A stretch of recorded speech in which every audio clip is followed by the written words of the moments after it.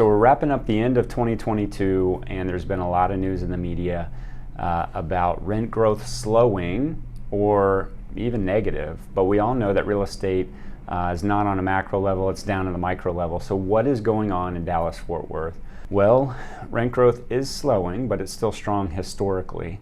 You can see at the trailing 4 months year over year, this graph to my left, rent growth in Dallas-Fort Worth is slowing. You can see a downward trend, but again, we're coming out of peak leasing season. So what does that look like heading into peak leasing season? So I'd be interested to take a look at this data in June as we pick up leasing velocity. Generally, you can see that the 60s, 70s is dominant right now.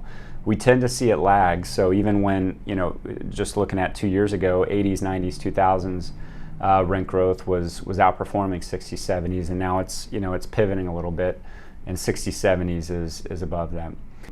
Be advised, we're coming off 18% year-over-year rent growth at the beginning of the year. We're down to about 10% rent growth, and this is healthy. You remember historic rent growth is roughly around 2 to 3%. So even if we're growing at 4 to 6%, that's still above the historical averages. And all the data is not shown here regarding rents in specific submarkets.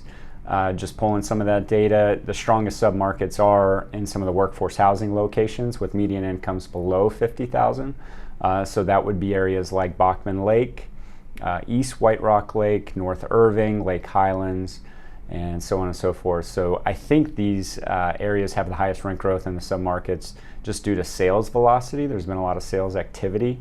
And as properties trade hands, new ownership is renovating the properties and increasing effective and market rents.